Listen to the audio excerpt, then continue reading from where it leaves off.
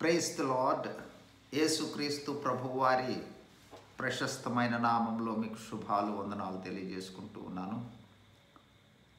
ప్రియ సహోదరి సహోదరులారా, హెబ్రీలకు రాసిన పత్రిక 2వ అధ్యాయం 3వ వచనంలో చెప్పబడిన ఇంత గొప్ప రక్షణ, ఇంకొక విధంగా ఎంతో గొప్ప రక్షణ, అద్భుతమైన రక్షణ, నిత్య రక్షణ అయిన ఆ రక్షణను గురించి మనము ఆ రక్షణ ఔన్నత్యాన్ని, గొప్పతనాన్ని, ఆశీర్వాదాలను, రక్షణ పొందుకున్న అనుభవాన్ని, ఈ విధంగా రక్షణలోని స్వాస్థ్యాన్ని, అనేక విషయాలను ధ్యానించుకున్నట్టు కొరకై ఇంత గొప్ప రక్షణ అనే అంశం మీద మనం ధ్యానించుకుంటూ వస్తూ ఉన్నాం.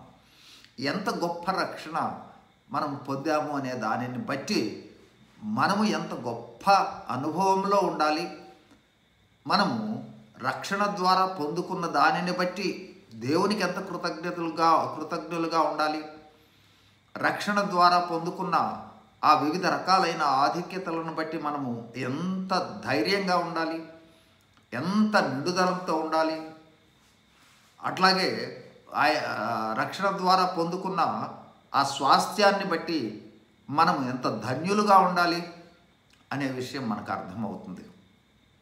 మనం గత వీడియోస్లో జగత్తు పునాది వేయబడక పూర్వమే మనల్ని యేసు ప్రభువులో దేవుడు జ్ఞాపకం చేసుకున్నాడని, ఆ విషయాన్ని అబ్రహాం ద్వారా కన్ఫర్మ్ చేయటం జరిగిందని చూసాం. పాప నివారణ మానవునికి అసాధ్యమైనది, పాపం నుండి రక్షించటం అనేది దేవుని ప్రణాళిక. యేసు ప్రభు వారి ద్వారా పాప నివారణ చేయటం జరిగింది. పాపం కొరకై క్రయధనముగా యేసు ప్రభు వారిని పంపించాడని జ్ఞాపకం చేసుకున్నాం. మన రక్షణ మన క్రియల వల్ల కాదు. దేవుడు వేటి నుండి మనల్ని విమోచించాడు రక్షణ ద్వారా అని జ్ఞాపకం చేసుకున్నాము.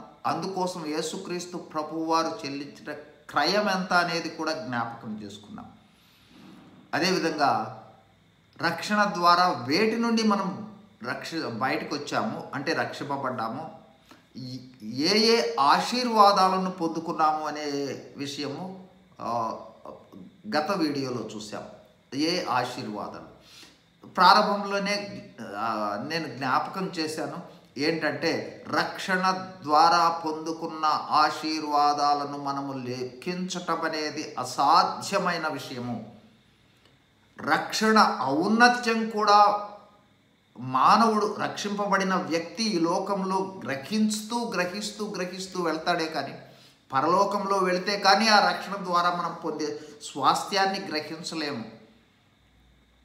బైబిల్ పండితులు, దైవజనులు చెప్పేది ఏమిటంటే ఆదాము ద్వారా మానవుడు ఏది కోల్పోయాడో దానికి అనేక రెట్లు యేసుక్రీస్తు ప్రభువు ద్వారా పొందుకున్నాము, అంటే రక్షణ ద్వారా పొందుకున్నాము అనే విషయాన్ని. అంటే అంత గొప్ప రక్షణ, కోల్పోయిన దానికి కొన్ని రెట్లు అనేకమైన స్థాయిల్లో పొందుకోవడం జరిగిందని. సరే, ఈ సమయంలో ఒక విషయాన్ని జ్ఞాపకం చేసుకోబోతా ఉన్నాం. రక్షణ ద్వారా దేవునితో ఏ విధమైన సహవాసంలోనికి వచ్చాము, దేవునికి మనకు ఉన్న ఆ సంబంధం, ఎక్కడున్నాడు దేవుడు, ఎక్కడ ఆ రక్షణ ద్వారా ఎక్కడ ఉంటూ ఉన్నాడు, ఇంతకుముందు ఎక్కడున్నాడు, ఇప్పుడు ఎక్కడున్నాడు. ఇంతకుముందు రక్షణ లేనప్పుడు మనము దేవునికి దూరస్తులం, మొదటిది.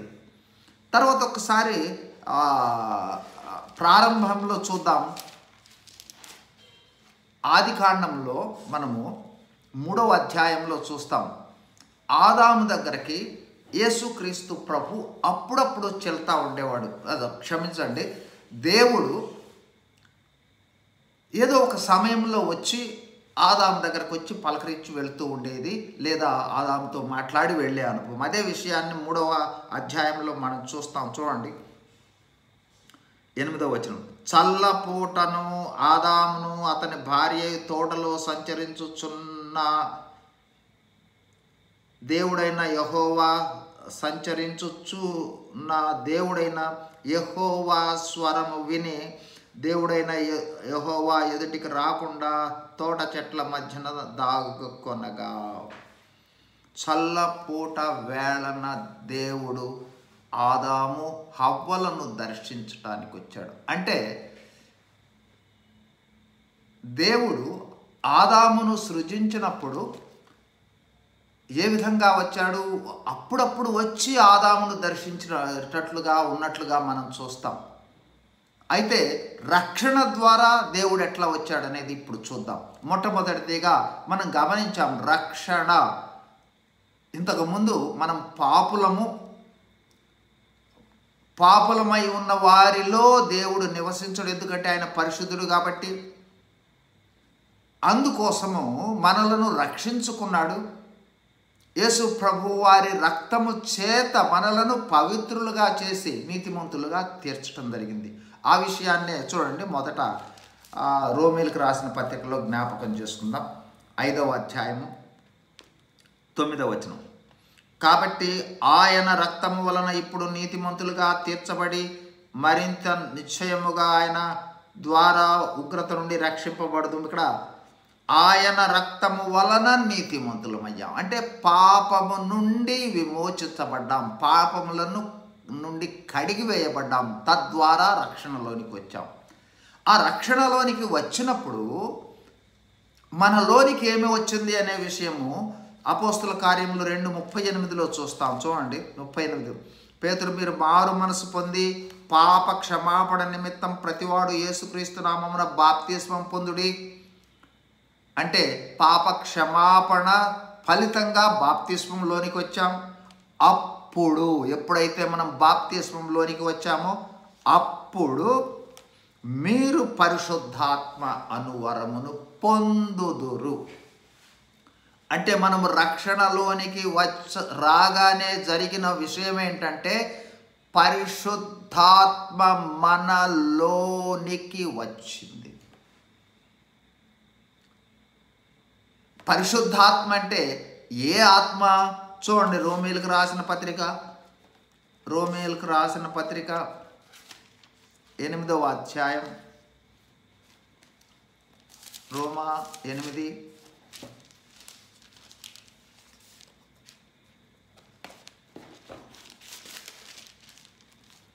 9వ వచనం. దేవుని ఆత్మ మీలో నివసించి ఉన్న ఎడల మీరు ఆత్మ స్వభావము గలవారే కానీ శరీర స్వభావము గలవారు కారు. అంటే మనం ఆత్మ సంబంధమైన వాళ్ళం కాబట్టి మనలో ఉన్న ఆత్మ, ఇంతకుముందు ఏమన్నాము? పరిశుద్ధాత్మ అన్నాము. ఇప్పుడేమంటా ఉన్నాడు ఇక్కడ పౌలు భక్తుడు? దేవుని ఆత్మ. అంటే దేవుని ఆత్మ మనలోనికి వచ్చింది. అట్లాగే తర్వాత చూడండి, ఎవడైనాను క్రీస్తు ఆత్మ లేనివాడైతే వాడు ఆయన వాడు కాదు. ఇంకొక విధంగా చెప్పాలి అంటే క్రీస్తు ఆత్మ. కాబట్టి ఇక్కడ మనం గమనించినట్లయితే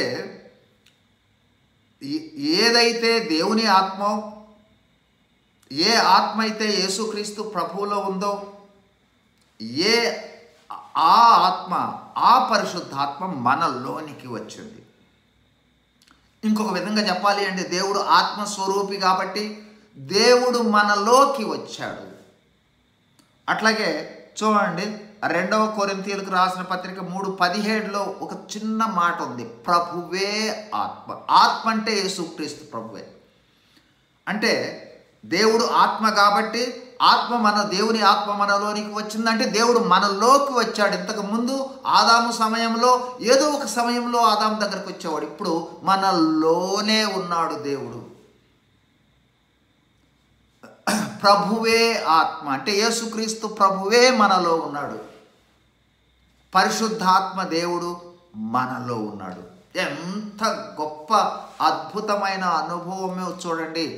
ఆయన దేవుడు మనల్లో ఉన్నాడు. ఇంతకు ముందు వచ్చి వెళ్ళేవాడు, బయట ఉండటం కాదండి. రక్షణ ఎంత గొప్ప రక్షణ! దేవుడు వచ్చాడు మనలో, యేసుక్రీస్తు ప్రభు వచ్చాడు మనలో, పరిశుద్ధాత్మ దేవుడు వచ్చాడు మనలో.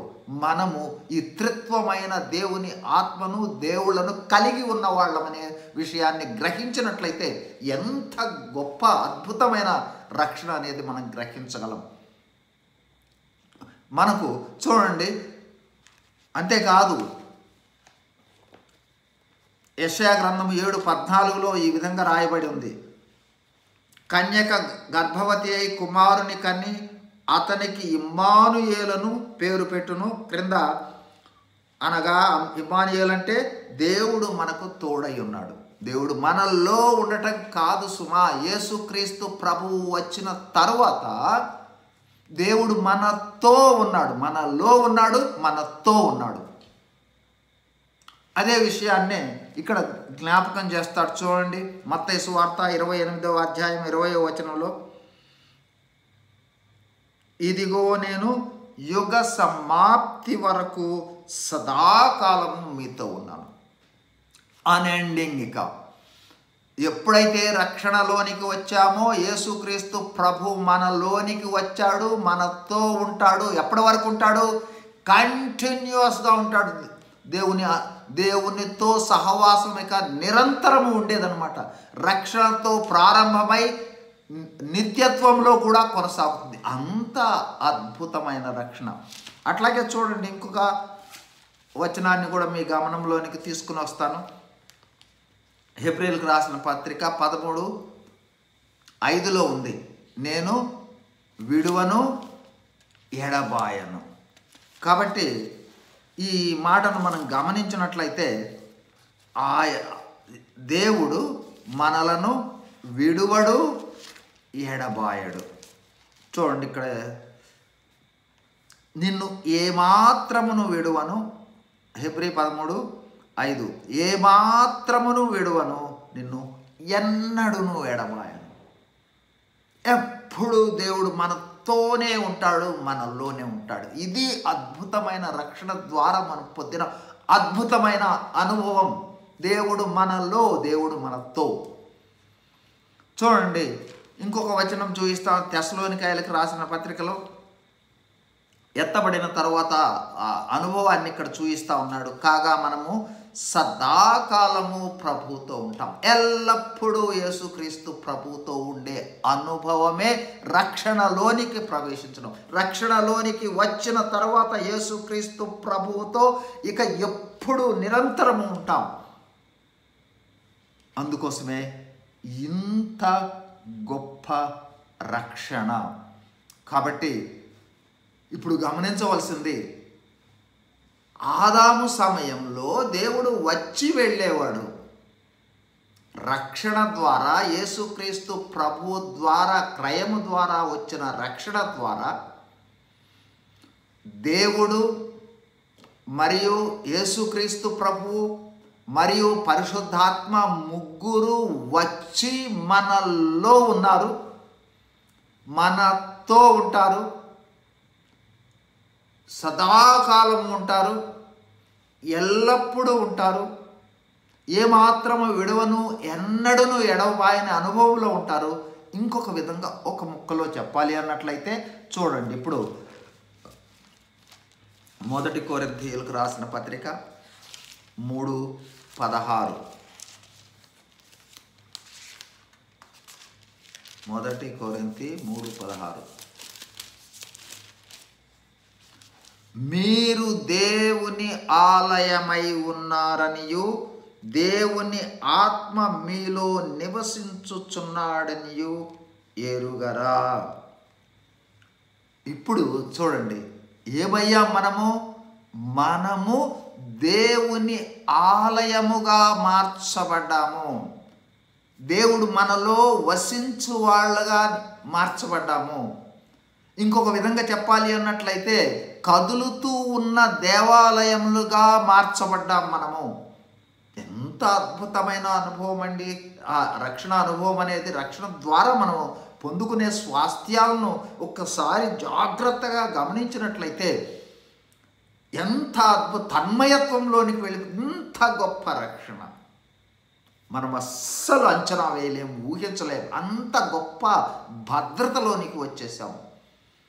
కాబట్టి ఈ విధమైన అనుభవంలో మనం రక్షణలోనికి వచ్చాం. ఆ విధమైన అనుభవంలోనే మనము దేవునిని కలిగి ఉండే విధంగా పవిత్రమైన జీవితాన్ని జీవిస్తూ మందిరము ఏ విధమైనగా పవిత్రంగా ఉంటుందో ఆ విధమైన పవిత్రమైన జీవితాన్ని కలిగి ఉండి దేవుని స్వరూప స్వభావాలు, దేవుని వెలుగు మన నుండి ప్రసరమైనట్లుగా మనము జీవించవలసిన అవసరం ఉంది. అంతకు మించి ఇంత గొప్ప రక్షణ పొందిన మనము ఆ రక్షణను ప్రకటించాలి, సువార్తను ప్రకటించాలి, అనేకులను ఇంత గొప్ప రక్షణలోనికి తీసుకొని రావాల్సి ఉంటుంది. దేవుడు మనకు సహాయం చేయను గాక. ప్రార్థన చేసుకుందాం. పరిశుద్ధుడైన మా ప్రియ పరలోకపు తండ్రి, యేసు ప్రభు వారి శ్రేష్టమైన నామంలో స్తోత్రాలు, వందనాలు. ఇంత గొప్ప రక్షణ, ఎంతో గొప్ప రక్షణ గురించి ధ్యానించుకుంటూ రావడానికి సహాయం చేశారు ప్రభు. రక్షణ ద్వారా దేవా తండ్రి కుమార పరిశుద్ధాత్మలు మాలో వసించే అనుభవంలోనికి వచ్చారు. మీరు మాతో ఉండే అనుభవంలోనికి వచ్చారు. మమ్మల్ని విడువరు, ఎడబాయరు. అంత గొప్ప ధన్యతలోనికి మమ్మల్ని నడిపించారు. అందుని బట్టి స్తుతిస్తూ మీ నామ మహిమార్థమే మేము జీవించినట్లుగా సహాయం చేయమని చేరి వచ్చిన వింటూ ఉన్న ప్రతి ఒక్కరిని కూడా మీ దయగలిగిన హస్తాలను చాపి వారి అవసరతల మేరకు మీ కృపను దయచేసి సహాయం చేయమని వేడుకుంటూ యేసుక్రీస్తు ప్రభు వారి నామమున ప్రార్థిస్తూ ఉన్నాము తండ్రి. ఆమెన్.